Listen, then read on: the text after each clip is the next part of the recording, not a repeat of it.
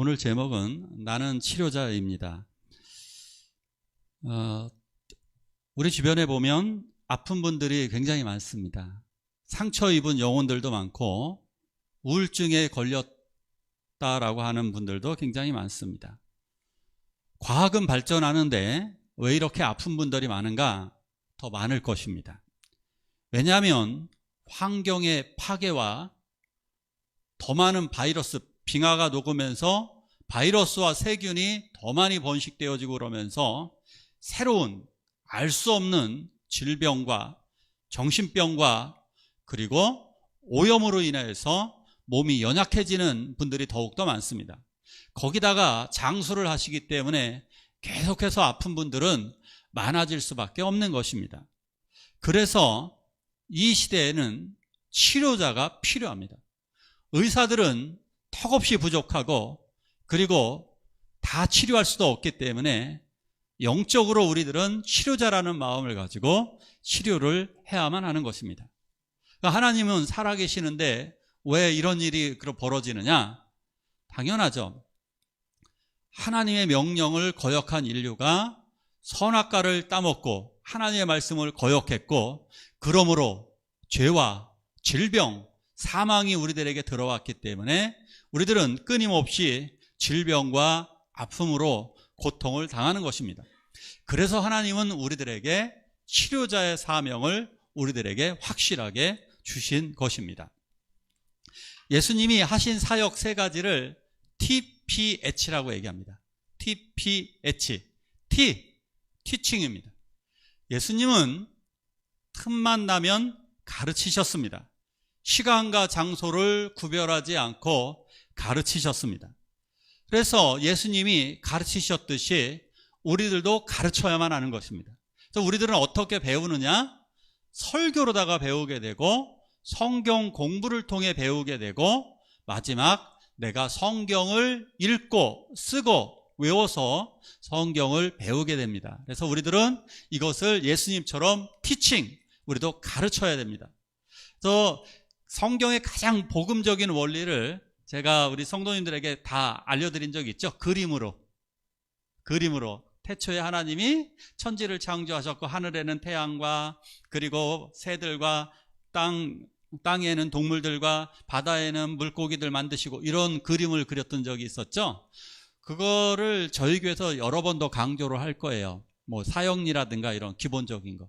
그러니까 이 정도는 알으셔서 이런 것을 믿음이 연약한 사람들, 초신자들, 나의 자녀들, 나의 가족들, 남편이나 아내, 그리고 나의 손주들, 내 주변에 있는 사람들에게 친절하게 이것을 가르쳐 주시면 될 것입니다. 예수님의 사역 두 번째는 프리칭입니다. 저거는 설교라는 뜻으로 번역되기도 하지만 저거는 전도, 전파입니다. 예수님은 천국 복음을 전파하셨습니다. 예수님은 식사하시는 것조차도 잊으시고 전도를 다니실 때가 굉장히 많았습니다. 그래서 예수님은 12 제자를 훈련시켜서 파송하시고 그 이후에는 70명을 훈련시켜서 전도를 시키셨습니다. 예수님의 최후 명령도 이거죠. 너희는 온 천하에 다니며 복음을 전파하라. 온 천하에 다니며 복음을 전하라고 하는 것이 예수님의 프리칭 명령이었습니다. 세 번째는 힐링입니다. 치유입니다. 예수님은 병든 자들을 치유하셨고 예수님께 나오는 수없이 많은 사람들을 치료하셨습니다. 오늘은 예수님의 힐링, 치료 사역을 구체적으로 같이 보도록 하겠습니다. 우리 같이 한번 읽어볼까요? 시작.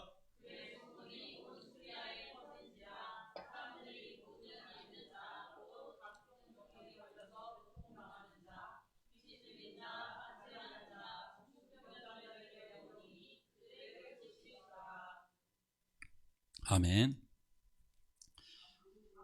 아무데나도 읽으셔도 되고요. 오늘 여기까지 그냥 읽을게요. 예수님은 수천 명, 수만 명을 치료하셨습니다. 예수님이 치료하신 사람들 정말 너무너무 많았고 예수님의 중점적인 사역이 치료 사역이었습니다. 앞에 것보다도 티칭과 프리칭보다도 어찌보면 더 많은 것이 치료 사역이었습니다.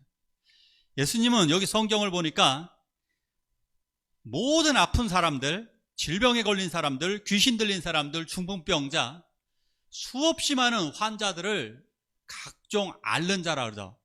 모든 앓는 사람, 아픈 사람, 연약한 사람, 그리고 정신질환이 있는 분들까지 다 치료하시고 고쳐주셨습니다. 마가복음의 3분의 2가 예수님의 치료 사역을 드러낼 정도로 예수님은 많은 사람들을 고쳐주셨습니다. 얼마나 많은 사람들을 고쳐주셨는지 마을 사람들이 예수님이 지나가는 길에 옷가에라도 손을 얹으면, 손을 대기만 하면 낫겠다 싶어서 실제로 예수님의 옷자락을 만진 사람도 많이 있었습니다. 그런데 그 사람들이 어떻게 됐습니까? 손을 대는 사람마다 다 나음을 얻었습니다. 할렐루야. 하나님은 예수 그리스도를 통해 많은 사람을 치료하시기를 원하셨고, 예수님은 그 사역을 행하셨습니다. 그래서 예수님도 그 능력을 우리들에게 주셔서 우리들에게도 치료 사역을 하라고 명하시는 것입니다. 자, 그렇다면 예수님은 왜 이러한 치료 사역을 행하셨을까? 첫 번째는 치료하시는 예수가 하나님이심을 보여준 사건입니다. 출애굽기 15장 26절에 이렇게 말씀되어져 있습니다.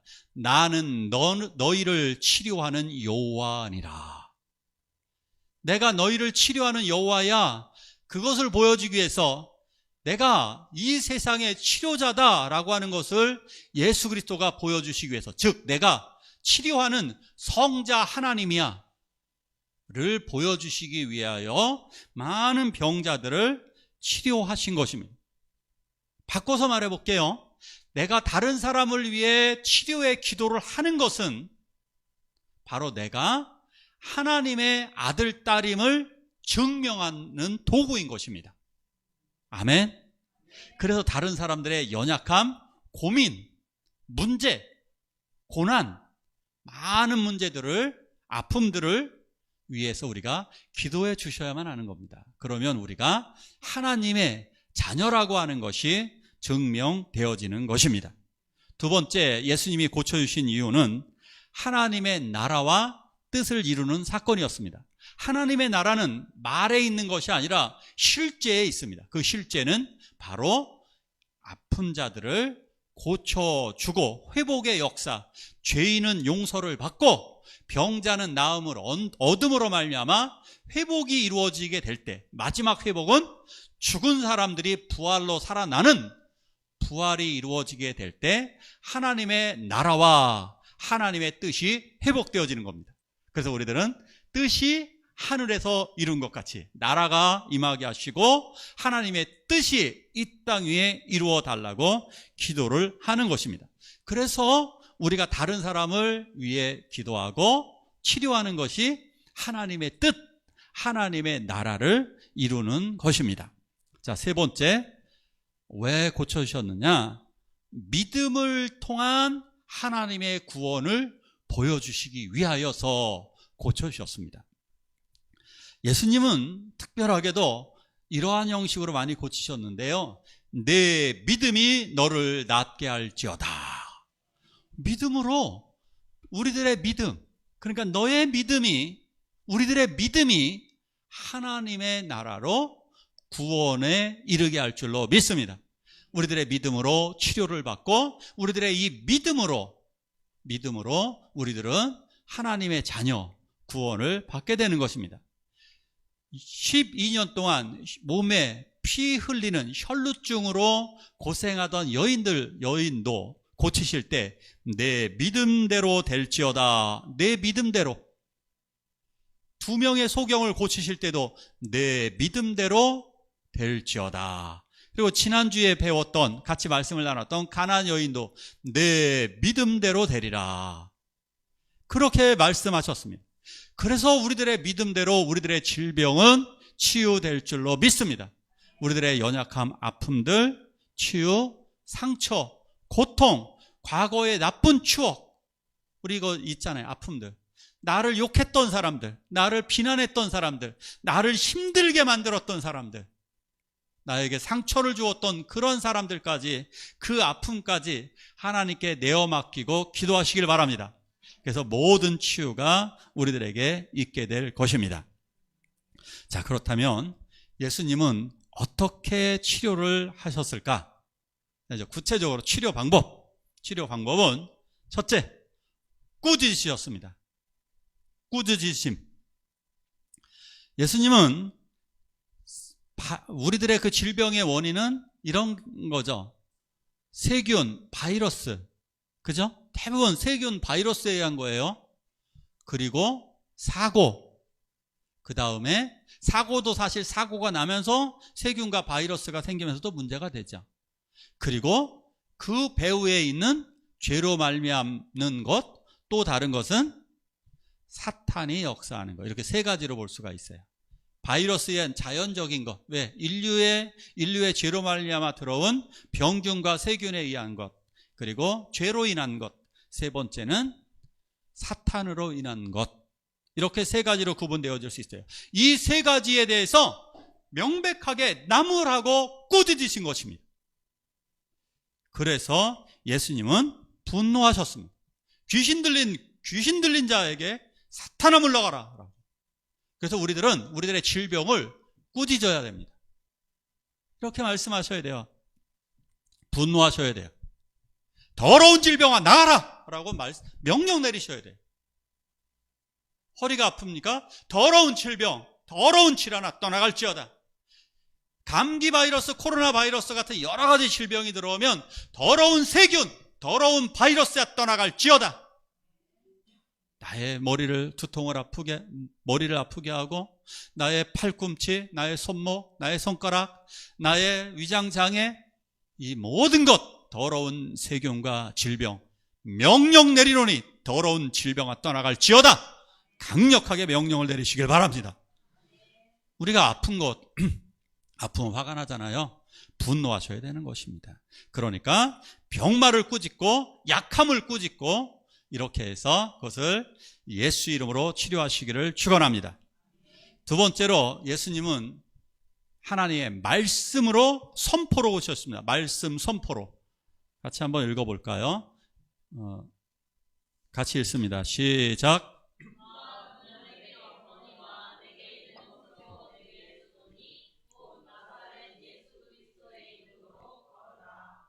아멘. 가나안 여인 치료하실 때 이렇게 말씀하셨죠. 내 믿음이 크도다. 내 소원대로 되리라. 그냥 선포하시면 돼요. 선포하신 거예요.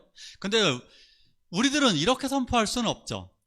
예수님의 말씀처럼 강력하게 선포하셨으면 좋겠어요. 예수님 그렇게도 소원대로 되리라 이렇게도 말씀하셨지만 강력하게 선포하신 적이 굉장히 많습니다. 그 말씀을 어떻게 하느냐. 예를 들어서 회당장 야이로의 딸이 죽었을 때 어떻게 하느냐? 달리타 쿰! 소녀야 일어나! 이렇게 명령 내리셨어요. 일어나! 명령 내리신 거예요. 다른 사람을 위해 고칠 때도 그렇게 명령력으로 하셔야 됩니다.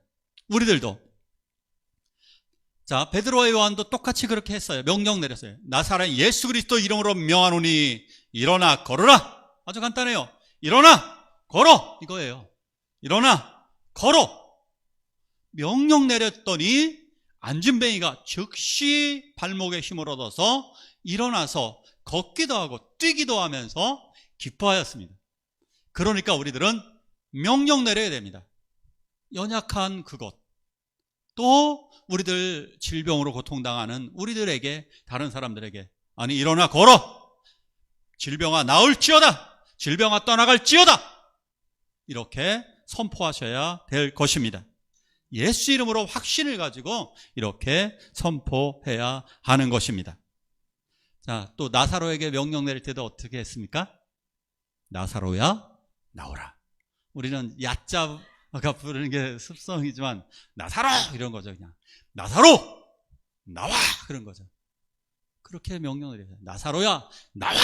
그러니까 나사로가 무덤 밖으로 당당하게 걸어 나오게 되는 거죠.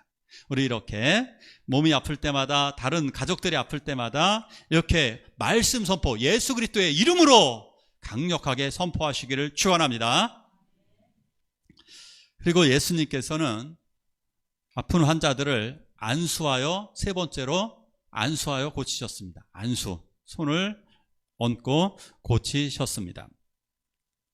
손을 잡아서 일으키시기도 하고 손을 대어서 치료하신 사건 굉장히 많습니다. 그래서 바울과 베드로도 따라서 제자들도 손을 얹고 기도합니다. 야고보도 그렇게 명령 내렸습니다. 병든 자에게 손을 얹으라고. 우리도 아픈 부위에 손을 그래서 얹는 겁니다. 얹고 기도하는 겁니다. 또 손이 가죠. 치통이 심하면 손을 얹고 기도하게 되는 겁니다. 손을 얹고 손에는 사랑이 들어있고 능력이 들어있는 겁니다. 그래서 이 손으로다가 기도하시기 바랍니다. 특히 다른 사람에게 할 때 너무 부담스러워 하시는 것 같아요. 하세요. 아니, 그건 목사님만 아닙니다. 그냥 머리 얹으셔도 되고요. 다 얹으셔도 됩니다. 당당하게 손을 얹고 가족들에게도 기도해 주세요. 특히 사랑하는 가족들 있으면 너무너무 좋아요. 가족들 중에 아프잖아요. 너무 기회가 좋은 거예요. 뭐가 좋아요? 하나님의 능력이 드러나는 사건이고요. 믿음이 커지는 사건이고요. 회복이 일어나는 사건이고 너무너무 좋은 거예요. 그러니까 강하게 기도하세요. 손을 얹고 믿음으로 선포하면서 사랑의 손을 만져서 기도하시기를 축원합니다. 그래서 회사에서도 직장에서도 가능합니다. 누가 아프면 내가 기도해 줄까? 이렇게. 자, 또 문제가 있는 분들 어떻게 하면 됩니까? 내가 기도해 줄까? 손을 잡고 기도해 주면 돼요. 손을 잡고 기도해 주시기 바랍니다. 좀 쫄지 마셔요. 부담 갖지 마셔요. 나는 당당하세요. 나는 권사다. 나 권사야. 나 하나님의 권사야. 그러니까 내가 기도해야 돼. 나 하나님의 집사야. 나 하나님의 교사야. 당당하게 손을 얹고 능력의 기도. 능력이 어디에 있어요? 예수에게 있어요. 그래서 나사렛 예수 이름으로 손을 얹고 기도하시기를 축원합니다. 자, 우린 이제 능력으로 이제 기도하는데 이게 참 문제죠. 왜 벌떡벌떡 일어나지 않지? 그죠? 벌떡벌떡 안 일어나죠? 아니, 기도하면 딱 일어나야 되는데, 네, 목사님들한테 한번 물어봤어요.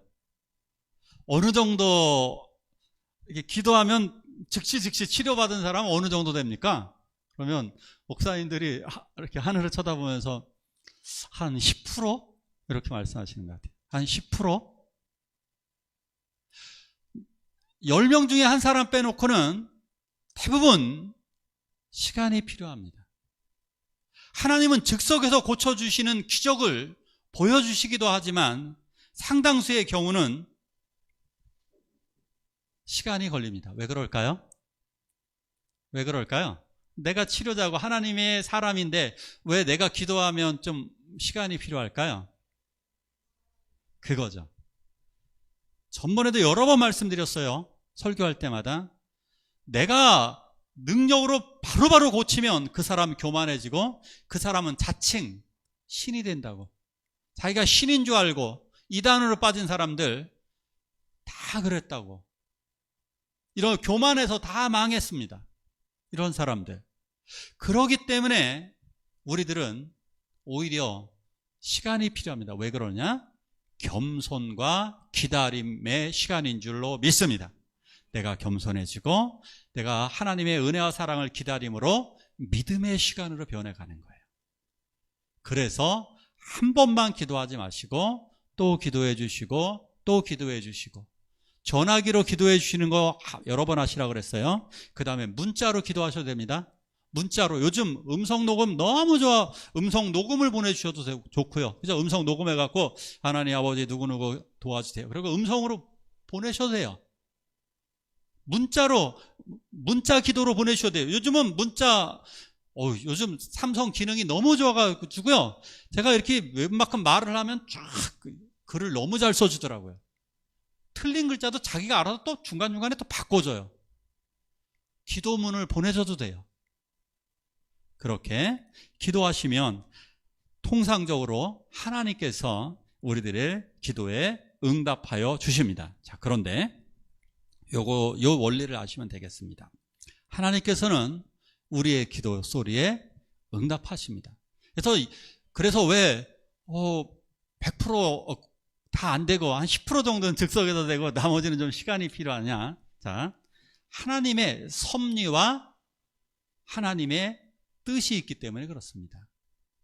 자, 일반적으로 하나님께서 이 세상을 운영하시는 것을 우리는 섭리라고 그런다. 하나님의 섭리, 하나님의 섭리 가운데, 그것은 우리 세상적인 말로는 세상의 원리, 자연 원리라고 그러죠. 자연 원리, 이것을 성경적인 용어로 하나님의 섭리 가운데서 벌어지는 것입니다. 그래서 대부분들은 우리가 기도하면 하나님의 섭리로다가 자연 치유가 됩니다. 그러니까 자연이라는 말이 아니라 하나님의 섭리 치유가 이루어지게 됩니다. 그러니까 하나님의 섭리 가운데서 웬만한 질병들은 치료가 되어집니다. 그러니까 이것은 자연 치유 그러면 세상적인 용어 같으니까 하나님의 섭리 치유가 있어집니다. 두 번째는 하나님은 사람들에게 뭐를 주셨습니까? 지혜를 주셨어요. 그래서 하나님은 사람을 통해 치료하십니다. 어떻게? 약과 의사를 통해서. 하나님은 인간에게 지혜를 주셨기 때문에 사람들은 약을 개발하고 의사들은 의술을 개발을 했습니다. 그래서 그 의술과 약을 통하여 우리를 치료하실 줄로 믿습니다. 그런데 그 의사에게 지혜를 주신 것 하나님이십니다. 약을 개발하게 지혜를 주신 것 하나님이십니다. 하나님이 그 방법을 통해 치료하실 것입니다. 마지막 세 번째는 성령의 능력을 통해 우리들의 믿음을 통해 고쳐주실 줄로 믿습니다. 우리들은 오늘 이걸 배운 겁니다. 세 번째는 하나님이 이 모든 것 속에 우리들의 기도, 우리들의 믿음, 이것을 통해서 우리들의 질병을 고쳐주십니다. 자, 그런데 우리들이 기도의 능력을 발휘하면 발휘할수록 더 크고 더 많아진다는 사실입니다. 그러니까 더 확신을 가지고 기도하시기 바랍니다. 가장 말이 안 되는 그 어린 시절 옛날 사람들이 제일 이해가 안 되는 기술이 뭔지 아십니까? 옛날 사람들 되게 많은데 눈에 많이 보이면서 제일 이해가 안 되는 것 중에 하나가 자전거 타기입니다. 옛날 사람들은 모든 바퀴는 4발, 3발이어야 된다고 생각을 했습니다. 그죠? 2발이면 옆에 이렇게 되어져 가지고 앞에서 말이나 소가 끌고 나귀가 끌고 이렇게 돼야 된다고 생각을 했어요. 그런데 어떤 신비한 똑똑한 사람이 자전거 바퀴가 이렇게 생겼잖아요. 자전거 바퀴를 나란히 놓고 가게 한 거예요. 근데 이게 왜 안 넘어진다고 생각을 하죠? 우리는 모두가 다 넘어진다고 생각을 했습니다. 옛날 사람들 다 그렇게 생각했습니다. 저 바보, 아니 2개가 어떻게 서 있을 수 있어? 그죠? 분명히 저거 가다가 넘어질 거야. 그래서 타지 않았습니다. 그런데 누군가가 타기 시작했습니다. 핸들을 돌리면서 왔다 갔다 했는데 놀랍게도 넘어지지 않는 겁니다. 저거 되게 어려운 기술이 아닐까? 했는데 놀랍게도 하루나 이틀만 배우면 누구나 배울 수 있는 겁니다. 누구나. 저는 2 아이를 제가 다 자전거를 가르쳐 주었습니다. 그런데 뒤에서 잡다가 어떻게 합니까? 뒤에서 잡다가 어떻게 하죠? 딱 놓쳐. 모든 사람이 다 비슷하죠. 근데 저는 조금 더 머리를 더 썼습니다. 거기다가 이만한 파이프를 자전거 옆에다가 파이프를 묶었습니다. 그리고 같이 뛰었습니다. 이렇게. 그러면서 옆에서 내가 마치 잡고 있는 것처럼 옆에서 뛰었습니다. 그러면 제 아이 2명은 손을 잡고 있는지 안 잡고 있는지 모릅니다. 왜? 앞만 보고 달리기 때문에. 앞만 보고 달리기 때문에 저는 옆에서 팔을 이렇게 달리다가 이렇게 놓고 달립니다. 그러면 이 옆에 잘 탑니다. 이거예요. 하나님이 어느 순간 우리 뒤에서 우리들을 인도하고 지켜주시지만 우리들에게 맡겨주시는 거예요. 너 자신 있게 기도해라. 내가 너 안에 성령을 주었으니까, 성령의 능력을 주었으니까 믿음으로 기도해라. 그런데 이것을 활용하지 않으면 어떻게 됩니까? 우리는 이것을 전문적인 용어로 바보라고 얘기하는 거예요. 자전거를 탈 수 있는데 자전거를 타지 않는 것, 약간 바보 같은 거죠. 자전거가 있는데 좀 어디 간다면, 차도 없다면, 수영할 줄 아는데 수영할 줄 아는 사람이 물에 빠져서 죽었다면 바보죠. 수영할 줄 아는데 왜 죽습니까? 수영하면 되죠. 왜 능력을 발휘하지 않냐고요. 기도하라는 거예요. 기도하셔요. 병원비를, 보험에 가입하신 분들이 병원비를 내고 나서 꼭 어떻게 됩니까? 그 다음에 영수증을 보험회사에 제출을 해야 되죠. 보험회사에 영수증을 제출하면 보험회사가 돈을 돌려줍니다. 근데 나는 영수증 제출이 싫다. 난 몇백만 원, 몇천만 원 병원비가 나왔는데, 몇억 원의 병원비가 나왔는데 나는 영수증을 제출하지 않겠다 하시는 분들이 있습니까? 그거를 우리는 또 전문적인 용어로 뭐라 그러나요? 바보라 그러죠. 바보라 그럽니다. 하나님의 능력을 사용하지 않는 것은 바보입니다. 하나님이 나에게 성령을 통해 나에게 이 치료자의 능력을 주셨는데 이것을 사용해서 나를 고치지 않고 나의 가족, 나의 주변 사람들을 치료하지 않는다면 우리는 전문적인 용어로 바보인 거예요. 그러기에 우리들은, 나는, 꼭 기억하세요. 나는 치료자입니다. 나는 치료자입니다. 근데 마음속으로 이 말을 해야죠. 나는 예수님의 능력을 받은 치료자입니다.